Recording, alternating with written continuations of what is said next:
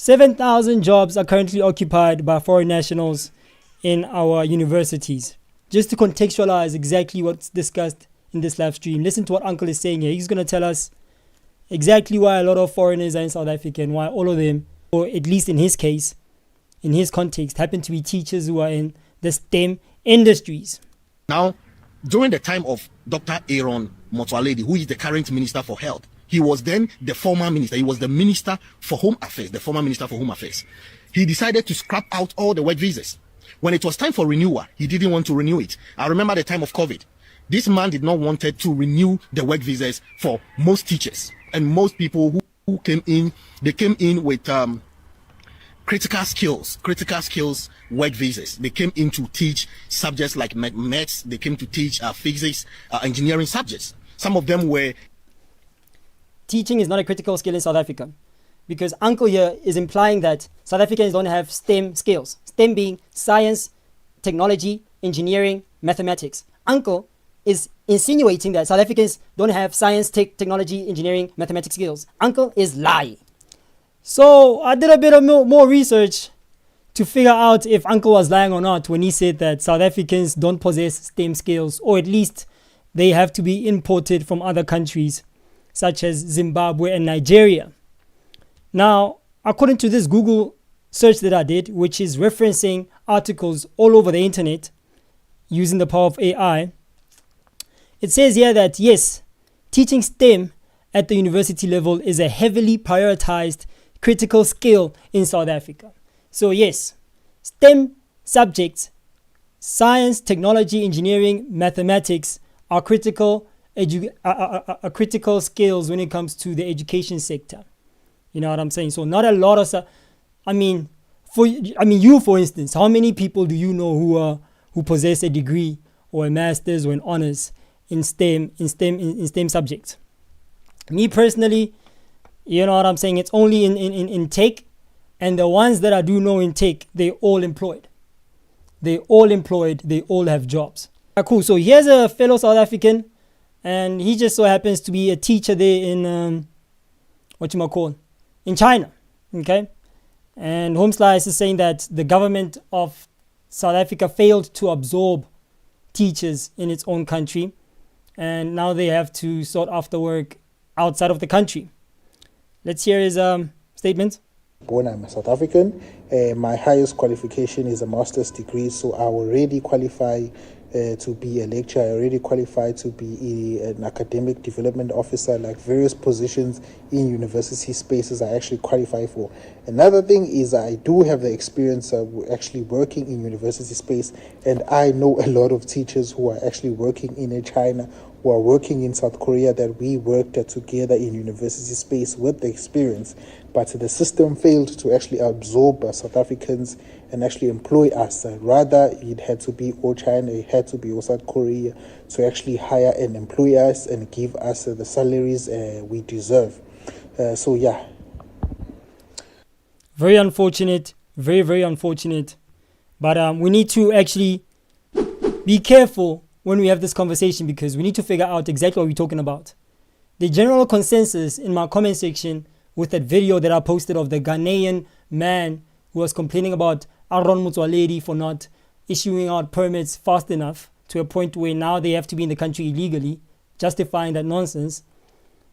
The general consensus in the comment section was that a critical skill is everything but teaching in South Africa. While I agree with some of those comments, I'm going to have to disagree with them in the sense that teaching STEM subjects is a critical skill, but teaching in general, anything that's not STEM, sharp, fair enough. That is not critical. Okay, so I just want to premise this whole live stream with that notion, okay? So that we're all on the same page. We are discussing STEM versus non-STEM. STEM, critical. Non-STEM, not critical. Fair enough. So let's move on that note. 7,000 plus jobs in South Africa right now are occupied by foreign nationals who just so happen to be occupying those positions in universities, to be exact. Okay? On the left of your screen, you'll see that there's a table. Okay? Now, the caption reads, over 7,000 foreign academics employed at South African universities. Foreign academics are employed at South African universities while millions of locals are jobless. And he's not happy about that. He goes on to say that Parliament has revealed shocking figures. 7,026 foreign academics were employed in South African universities in 2025. Universities such as the University of Johannesburg alone has just over 1,400 foreigners who are working in UJ. Zimbabweans make up the largest group, which is 27% of the 7,000. Okay, followed by Nigerians with the 14% out of the 7,000. Right, these foreigners now occupy about 7.7% of all university staff positions. 7% of these people are working in staff here in South Africa. Away, Kurt, what's going on, Buddha? I'm nice poison. Meanwhile, over 9.2 million young South Africans are unemployed, sitting idle with no jobs. Critiques are asking, why are we importing so many foreign lecturers when our own graduates are unemployed? All right, cool. I might have an answer for Mr. Lux, ladies and gentlemen. So according to audited data presented from the Higher Education Management Information System, South African citizens constituted 92% of the post-school education workforce in 2024, while foreign nationals accounted for 7%. Okay, so out of all the employees in South African universities, South Africa accounts for 92% of them, and the 7,026 foreign nationals working in South African universities, they only account for 7% of the whole total. So if you do the math, you can actually figure out and see exactly what the number is exactly. Okay, cool. The data indicated that the majority of foreign employees were concentrated in academic roles. They were concentrated in academic roles. Of the full-time foreign staff complement, 82% of them served as instructional or research professionals, with the remainder occupying administrative, technical, and support positions. If we do some quick math, we need to figure out how many of those foreign nationals are in the teaching STEM subjects. So we are going to assume that those that are teaching STEM subjects are the 82%, and the rest of them are the ones that are not in STEM, are occupying administrative, technical, and support positions. But how many of them are those? Let's find out. So on my calculator, I'm going to put the 7,026 workers in government, in universities rather. I'll multiply that with the 82.89%. Okay, so 5,800 of these foreign nationals, I'm going to assume they are in STEM. We already established in the beginning of the stream that STEM is critical. We need STEM people in the country. There's a shortage of people who teach these critical subjects, okay? But out of the 7,000, only 5.8 of them are in STEM, assuming. Now, let's find out how many are in the other administrative, technical, and support roles. Okay, so if I subtract the 7,026, the number reads 1,200. Just over 1,200 of positions that are held in universities are occupied by foreigners, but are not in STEM. Now, this is where the conversation lies. This is the conversation that literally is brewing in my comment sections. Okay, 1,200 positions can be held by South Africans. Why in our universities? Why am I saying that?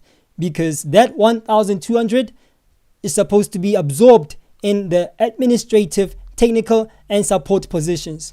You can't tell me that with an unemployment youth rate of 62%, you can't tell me that you can't find graduates who can occupy these three positions. There is no way. You gotta be kidding me. This is the conversation that we need to have when it comes to figuring out why we have such a huge number of graduates in the country who are sitting at home. Now, the graduates that you, Mutswadi, as a parent, the graduates that you are talking about are teachers in general. Teachers in general, those ones, they will struggle to get jobs. Why? Because there's a lot of them. There's a lot of teachers. We already have a lot of teachers in the South African economy or market. So absorbing all of them is going to be close to impossible because of the rate or pace at which our economy is growing. Our economy is not growing. I think it's at 1.2, if I'm not mistaken. That's pathetic. That's a stagnant economy. It's not growing. 1.2 is no different whatsoever. You feel what I'm saying? So a large majority of South Africans, when we talk about teachers who are unemployed, we are referring to those who are not in STEM. You know what I mean? We're talking about normal teachers who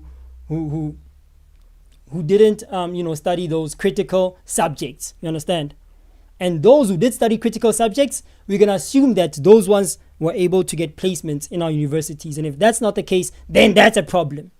But then we'll be talking about the 5,800 foreigners who are working in those universities. I want you and I to focus on the 1.2. Why are South Africans not occupying those 1,200 jobs? Now, Ike Kumalo is going to tell us exactly why we have the extra 1,200 foreign nationals who are occupying non-critical positions in our universities. He'll tell us why that's the case. Okay? I mean, you talk about UNISA. It's them. They're employing each other. 2018, I registered for a PhD. I couldn't get a course supervisor. All the Zimbabweans told them a course supervisor. I said, no, let me change the course. I couldn't. You go to UJ, it's them. Even Naboma professor, Atamutambera, Zimbabweans, Nabo Vets. Some, they were accused they are abusing our children, sex for pass mark. It's them. They colonize the space. That's when you started hearing rumors which question papers are being sold to institutions of higher learning. It's them. There are certain things that are new. You feel what I'm saying? So yeah, I guess the stats do support Mr. Ike's statements that UJ, it's just too many of them. It's just too many professors who just so happen to be foreigners as opposed to South Africans. Now, I found another graph here. It says local versus foreign academics as a percentage of staff at universities in South Africa. Now, look at this graph. Read this graph in knowing that or understanding that 10% of graduates who possess degrees or anything above, 10% of them are sitting at home currently, are unemployed. Graduates. Out of all the graduates in South Africa, 10% of them are sitting at home. You know what I'm saying? So read this graph with that in mind. Cool. In May 2025, a parliamentary portfolio committee asked all 26 institutions of higher learning to submit updated statistics on the employment of foreign national academics. These are all for 2017. I'm going to say when they're talking about professors, it has to be somebody in one of the STEM subjects, teaching one of the STEM subjects. So the 17%, fine, cool with that, right? But what about the senior lecturers? You trying to tell me that out of the senior lecturers, you couldn't find somebody who could finesse STEM subjects in South Africa? I find that hard to believe. I'm sorry, I find that hard to believe. Not to say that I can immediately point somebody out who can fill up that position. No, of course I can't. But you're trying to tell me that the people that are leaving South Africa, that are going to get employment in China, the people that are leaving this country, educated people that the government is failing to absorb, you're telling me that out of even the ones that are overseas, you're trying to tell me those ones even, you can't even bring them back and absorb them in these positions? Or is it maybe because you don't want to pay them their due or their deserved salary or wages? Because some of them do complain that they say we're getting exploited in these jobs, in the job market of South Africa. We're getting exploited. We're not getting paid the minimum that we are deserving of. I mean, you could work for a certain company with renewals back to back of your 6-month contract. You work 6 months, they renew that shit. You work another 6 months, they renew it again. You end up being there for a whole 2 years, 18 months, literally just working on the same internship program or whatever they want to call it. But they will never absorb you until you leave. You just have to leave eventually. And mind you, it's illegal to keep renewing someone's contract over and over again on an internship program. Eventually, you're going to have to absorb them or let them go. So there are things that employers do in this country that are not law that are not within the laws of the country. Okay, and if you haven't noticed yet, in the description, in the comment section, there's a link that I posted, and I'm asking you nicely, please support the channel. Buy a book, even if it's 2 books. I'd really appreciate it. Click the link, check the books. There's all kinds of genres, from Christian books, business, science, anything you're looking for, romance, for your 50 Shades of Grey lovers, everything is there. Just buy a single book or 2 if you can. I'd really appreciate it. It'll definitely help this channel grow. Right? Catch you guys on the next stream. My name is Brian Sivana. If you're new here, subscribe, click the like button, ring notification bell so you're notified when I go live again. Deuces.